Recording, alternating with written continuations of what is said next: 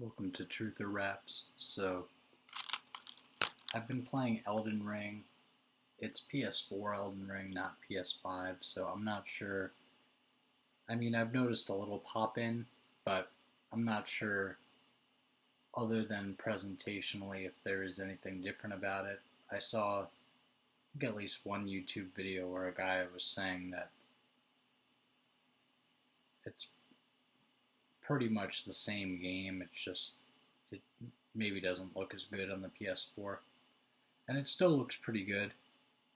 And it's still, like, presentationally, it's still effective. Like, there was this boss that had sort of like a cat head, but he looked like a tall Egyptian statue, and he was like marching towards you with his like sword or something, and he'd go and like slash you like very quickly, but he had like these long legs and he had this cat head, and it was kind of terrifying. Like, I was actually like, he's another enemy, but it was very scary. The design of it was actually like scary enough where, like, just the atmosphere of the whole scene, I guess, in some sense, it was scary enough where I was actually like sitting there like feeling kind of scared playing the game. And that's kind of cool, and that speaks to how well designed it must be aesthetically, because I don't know if I've ever heard anyone talk about Elden Ring being like scary.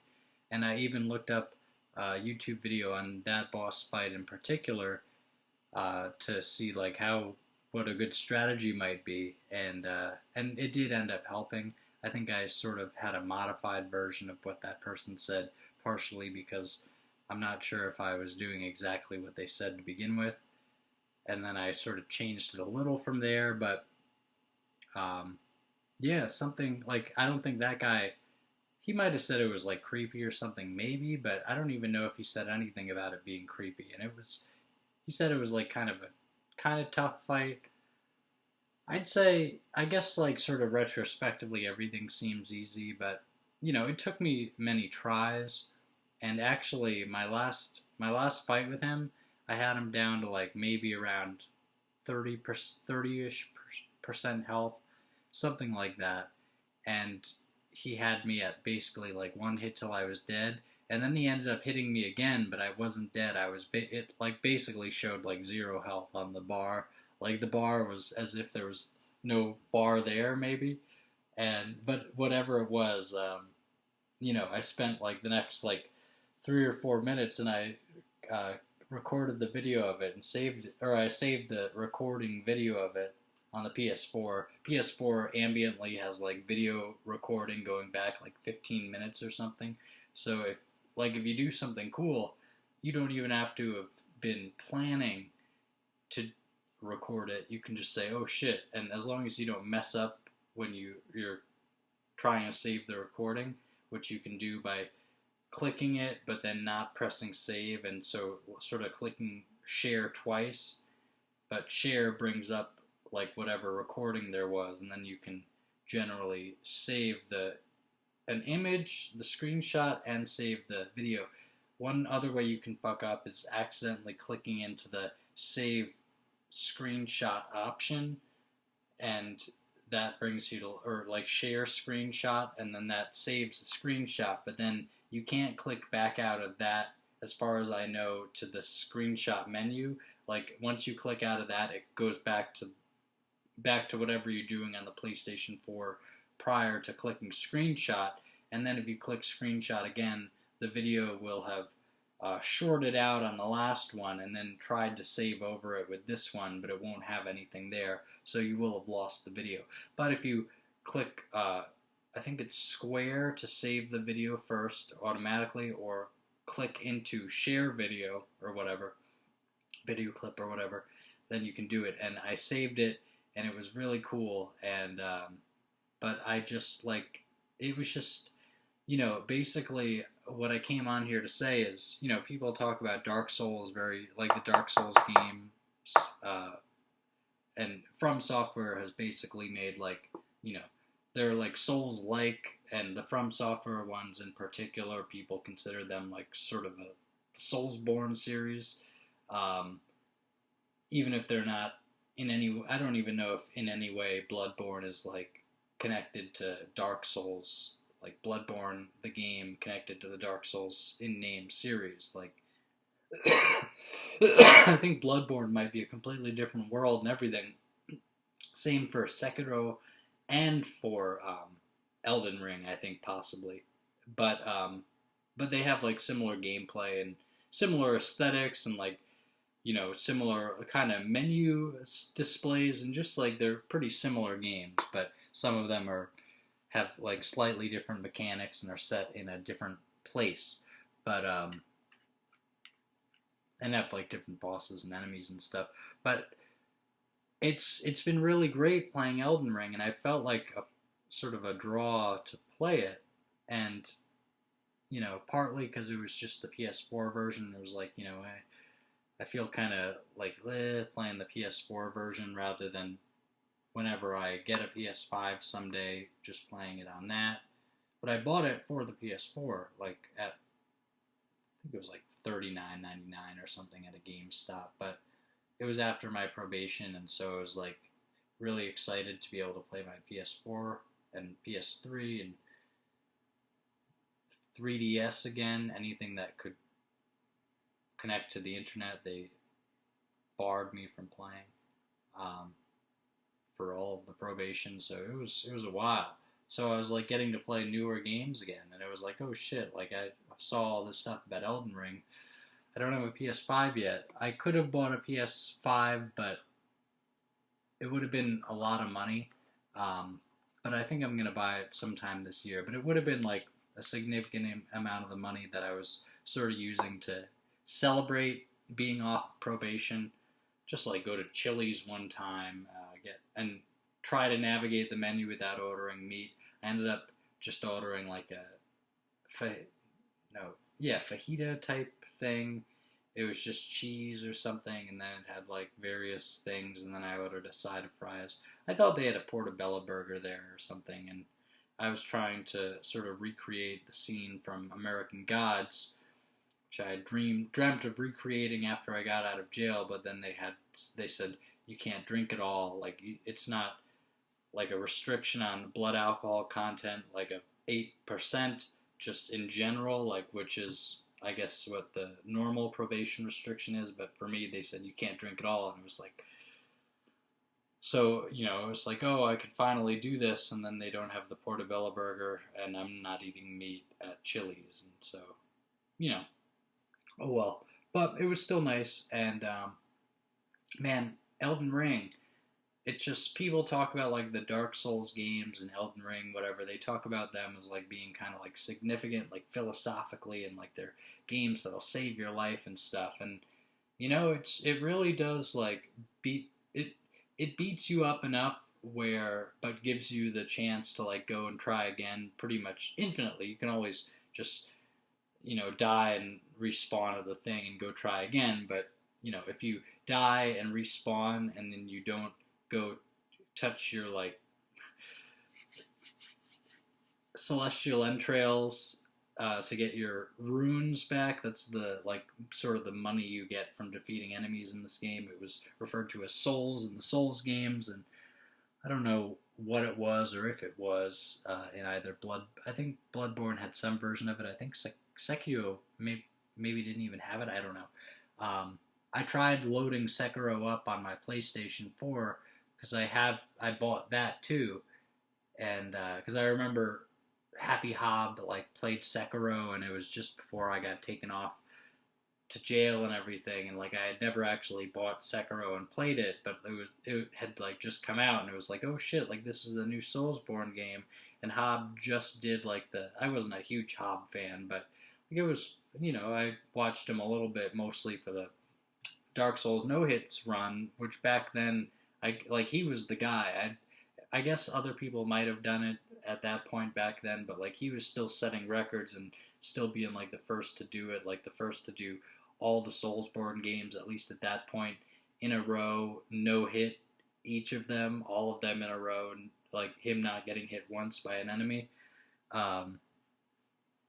Man, he did that, and I actually, on the run in which he was victorious, it must say it somewhere on that run, because I was watching him on that run. I didn't realize that was going to be the one, and that was the last one. It was crazy. Like, that was, if he didn't, basically he didn't have enough time to, he needed to do it by a certain date or something, or he'd have to get a tattoo. I think it was like, yeah, he said he'd get a tattoo if he didn't finish the God run, he called it, by a certain date. And it was like, basically, with the amount of time it would have taken him to do it over again, this was like the last time he could do it. And I typed in on like his comments on Twitch, I typed in like "Save the World, Hob," and he read it out loud. So if you go and watch that, and maybe you search the YouTube transcript for save or world or whatever, if you find that, that was me typing that in. He might have even read my screen name or something. I don't even know exactly what it would have been on Twitch back then, but maybe just Matty Have or something. But that was awesome. And anyway, I like playing Elden Ring. I fought this boss so many times in a row, probably at least like 5 or 6 times in a row, and I kept sort of like feeling the inclination, sort of like the OCD kind of inclination of like, if you don't do it this time, then like that's the last time you try or something. And it was like, it was similar to like playing video games back in the 90s or back in childhood or something, and it's just like, just one more round, or like, okay, I'll just do one more round and then I'm going to go to sleep or something, like, or Guitar Hero, oh, I'll just play a few more songs or something, a guitar, whatever it was. Like having that feeling with a video game, again, is pretty nice, because most games, even if you enjoy them, often enough, it feels like, at least for me more recently, it's like when I put them down, it doesn't really feel like, oh man, like I'm tempted to keep playing and I'm just sort of like tearing myself away from it. It feels like, oh, it almost feels like, it's like, all right, I've done enough for today or something for this game, or I've done enough for right now, as if like I was going to work or something playing it. But with this, it was like, I want to play, I want to try it again, I want to beat this guy. And it's sort of interesting, because whereas the other games are often easier than ever and more forgiving than ever, with this game, if you don't touch your celestial entrails after you die, that you leave there when you die, and gather your like runes back, your souls or whatever, your spirit money that you get from killing enemies, then, and you die again before you touch it, or without touching those celestial entrails, that's not the real term for it, whatever it is, if you die again, then that it's gone, and so all the money you had, basically, you lost. Like, all the money you had to like buy new upgrades, or to like level your character up, or to use for this or that. I'm not sure exactly what uses it has in this game yet. Not that far into it, but I played like a little of it a few months ago, and I even wrote like a blog post or two, I think, about it, saying like how beautiful it was. I think that was on mattthoughts2.com, MATTTHOUGHTS 2, as in the digit 2.com, and that, I wrote how beautiful it was, like how there's this long, dark, like, tutorial level, and then you open up, and it's sort of like a cliche now, where it's like, if you've seen Elden Ring footage, you probably see the character, like, opening up the door into the brilliant, like, sunlit golden field beyond, but it's like, it's an incredible moment, and, like, when it happened, I was like, oh, man, like, this is, like, when my character pushed open the door, when I pushed open the door for him, or with him, it was awesome. And it's sort of nice, because it sort of goes along with the Eminem Believe stuff. I'm not sure exactly how much he's talked about persistence yet, and what I've analyzed to Believe. By name, by name, or like by stronger emphasis, I'm not sure exactly how much he's talked about persistence, particularly, as much as like just putting in a lot of effort or whatever. But in any case, it's a it's a great exercise in persistence playing Elden Ring so far. Like, there was this boss, this like Egyptian statue boss with a cat head kind of thing, and like, it was part of what kept me going back there, was that if you die in a boss arena, you can get your souls back, but your souls will remain in the boss arena. So to get them back, you're actually sort of more, they're actually safer if you die in a boss arena in a certain sense, because if you die in a boss arena, your souls will be there, or your runes in this game. And then when you respawn at the bonfire, or whatever it is in this game, the point of grace or the place of grace or whatever, when you respawn there, then you can go right. Generally, it'll be nearby. If it's not, then that's a real pain. But generally, because then the enemies will respawn along the way, and you might die along the way, even if you wanted to make it back there to get your souls back or whatever, your money back, your spirit money and everything by touching your celestial entrails. But yeah, it's like your souls, your money kind of stuff is it's kind of safer in the boss arena fight because generally, or the boss fight arena place, because generally the arena is kind of sealed, so you have to traverse through whatever light and it's called in this game, but you have to go through like a fog door they call it, or like sort of a door with like kind of smoky stuff blocking it, sort of magic plumes or whatever. What you go through the door, it's more magical plumes in this game. It is more of like a fog door in some of the Souls games, I guess, that I've seen. But in any case, I have all the games like for PS4, so it's awesome. But I need to buy another copy of Sekiro maybe. But that stinks. But anyway, you go. In this game, it's like cumulonimbus, and you go through the fog gate or whatever it's called in this game.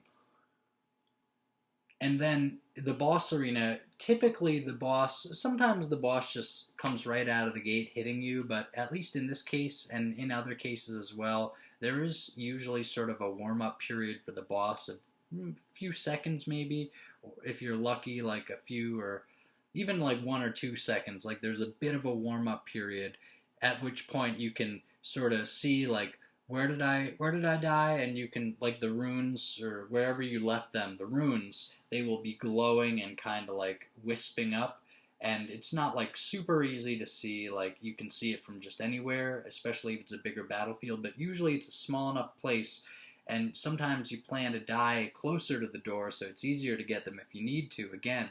But you just go sprint and pick them up, and usually, even if the boss hit you, usually it would take like at least 2 hits, maybe 3 hits to kill you from a boss, and usually more than 3 and you're dead anyway from a boss. But like even if he hit you, you can still usually get back up and go get the runes, and so even if he kills you again, the runes are still in the boss arena and they're safe there as long as you go into the boss arena before you die anywhere, and then you go to them and pick them up before the boss kills you again. So it's sort of like putting them in the bank. But anyway, it's a lot of persistence, but the thing is, they hook you in enough with wanting to do something that it's sort of like the video game equivalent of like being really motivated and inspired to do something. Like they hook you in, and just a little, it really, like, it's a big hook, but it's sort of a simple thing, and it's sort of easily visible. It's not even like that subtle. A big part of the hook, at least with like the boss fights, which really like, a big part of the hook with a lot of this game really is the sense that when you go out and die, whether in a boss fight or elsewhere, the runes that you had, like the money that you had earned by killing enemies and getting that far, are still there for you to get, but you have to go out back to where you were and recover them without dying before you do it.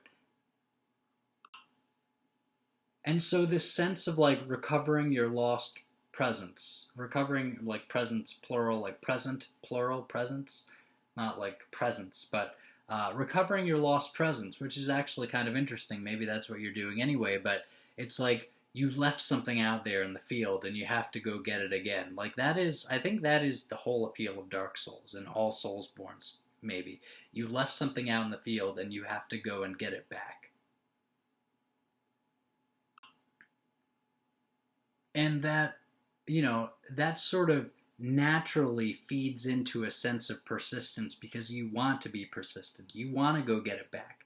And so perhaps a good way to navigate your life would be to sort of, I don't know, like how could you replicate that in your life? Because boy, is it easy to just want to go back and fight that boss over and over again, getting a little better every time because there's a learning process involved too. Like you, just the process of simply staying away from the boss as he's like attacking you long enough to sort of start figuring out like his attack set and how fast he's going to do this after that, or like what he's going to do after this, and when is your opportunity to go in and hit him and maybe be able to get away safely. And if you can find one opportunity where you can do that and sort of replicate it as much as you would like to do, then all you have to do is be able to stay away from him the rest of the time. And then when that opportunity arises, you go in, bink, you hit him and you chip away a bit of his health. And then you wait for that opportunity again. You just wait and you watch him out and you wait him out and you hope you don't get hit somehow along the way, because he still can hit you, but as long as you're moving away and kind of dodge rolling and jumping away, you can actually jump in this game in. It is a, not that tough to stay away from him, but it's still tough enough that you're like not sure about it. And so, man, this Elden Ring fight, it's just like, just in general, it's like, how could you replicate the sense of leaving however I put it, because I think I put it fairly evocatively there, and I don't know if I'm going to do it again here well enough, but how can you have the sense in your life of sort of feeling that hook to go back there and try it again and try it again and try it again with the things that you think would turn out well for you, or the things that you think you would like to do, or the things you aspire to accomplish or something? It's like, how can you sort of get the sense of wanting to go back there and do it again because maybe you left a little bit of something there, you left something there, and now you have to go back and defend it and recapture it?